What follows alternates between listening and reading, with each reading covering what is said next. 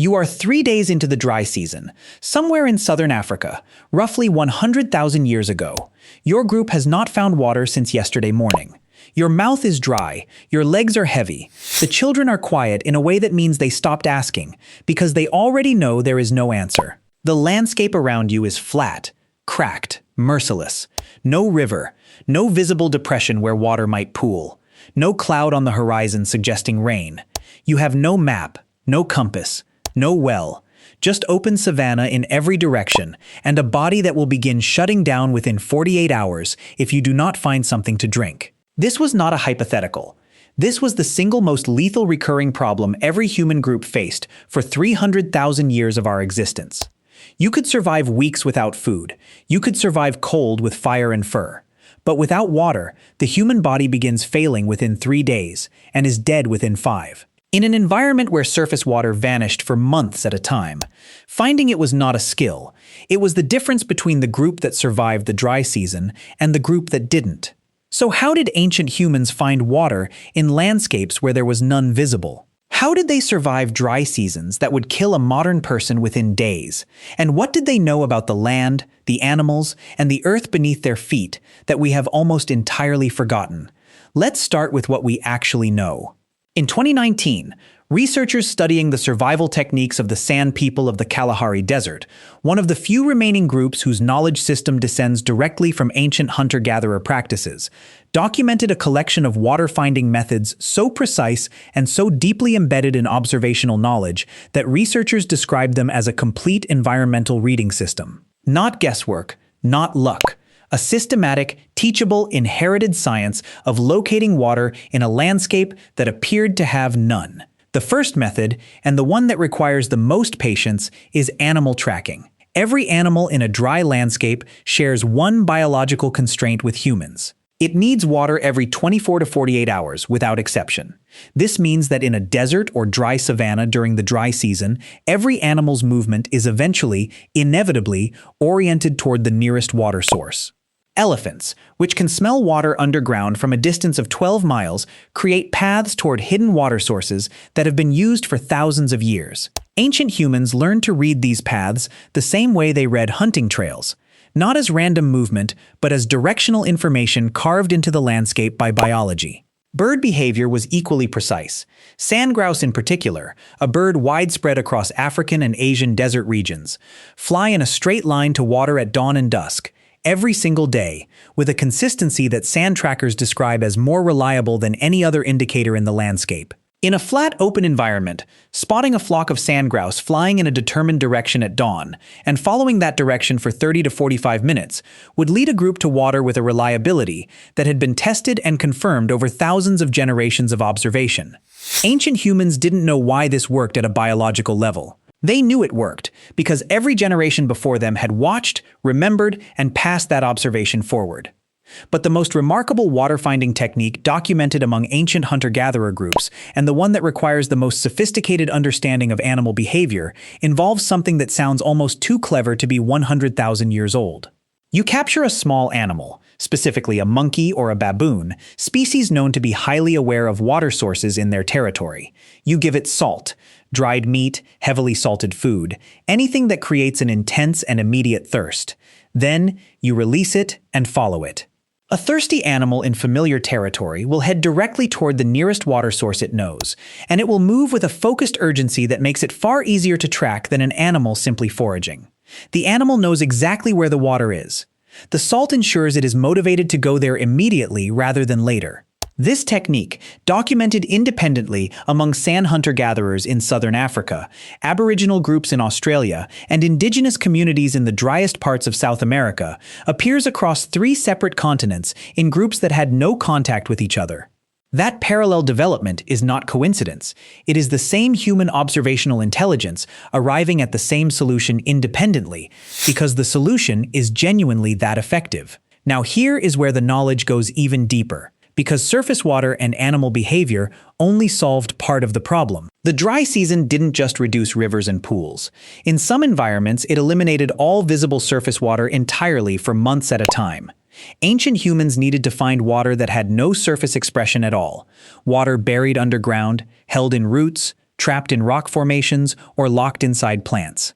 The Kalahari sand documented a technique involving the bai plant, a desert tuber that stores liquid in a root that can grow to the size of a basketball, buried up to a meter underground with no surface indication of its location except a thin, easily missed vine trailing along the ground. Sand trackers can identify this vine from a distance, dig to the root, and extract enough liquid from a single plant to fill several containers. A group that knew where bai plants grew in their territory had a distributed underground water reserve invisible to anyone without that specific inherited knowledge. One study published in 2004 by anthropologist Elizabeth Marshall Thomas estimated that a single family's territorial knowledge of bai plant locations represented enough stored liquid to survive a dry season that would otherwise be unsurvivable. Equally sophisticated was the use of dry riverbeds. A riverbed that appears completely dry at the surface may hold water just 30 to 60 centimeters below the sand, trapped by an impermeable clay layer that prevents it from sinking further. Ancient humans learned to identify these locations by reading the color of the sand, darker patches indicating subsurface moisture, and by observing where specific plants grew along a dry riverbed's edge. Certain trees, particularly the anna tree and the shepherd's tree in African environments, send taproots down specifically to reach subsurface water tables and grow preferentially in locations where that water exists close enough to the surface to be accessible. A cluster of these trees growing along an otherwise bare section of dry riverbed was a reliable map marker, readable to anyone who had been taught what it meant. They also used hollow trees.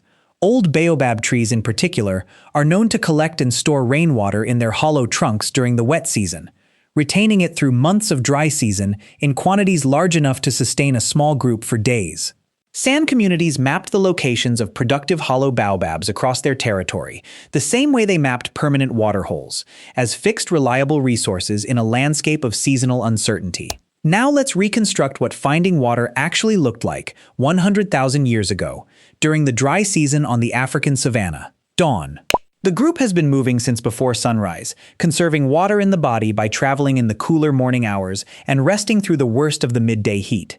The most experienced tracker, the person who has spent the most years reading this specific landscape, is moving slightly ahead of the group, watching the ground, the sky, and the middle distance simultaneously. A flock of sandgrouse appears on the horizon, moving fast, flying low, heading northeast with the focused directional urgency that means they are going to water rather than away from it. The group changes direction without discussion. Everyone already knows what the birds mean. They have known since childhood, taught it the same way children are taught to avoid certain plants, or read animal tracks. 2 hours of walking brings them to a dry riverbed. At the surface, nothing. Sand and cracked clay stretching in both directions. But the tracker stops at a specific point where the sand is marginally darker, drops to one knee, and begins digging with a digging stick. At 40 centimeters, the sand becomes damp.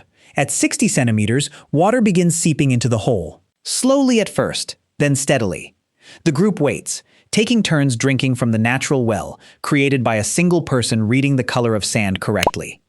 40 kilometers away, a small baboon has just been caught by a younger member of a different group. It is given dried, salted meat, then released. Within minutes, it is moving with purpose, ignoring the distraction of the humans following it, heading directly for a hidden spring 2 kilometers away that no member of the human group had previously known existed. Knowledge that took the baboon a lifetime to acquire is transferred to the human group in a single afternoon. What is staggering about this system is not any single technique in isolation. It is the totality of it. Ancient humans didn't survive the dry season by getting lucky. They survived because over tens of thousands of years, every group that found a reliable technique passed it to the next generation, and every group that failed to develop these techniques died before they could pass anything forward.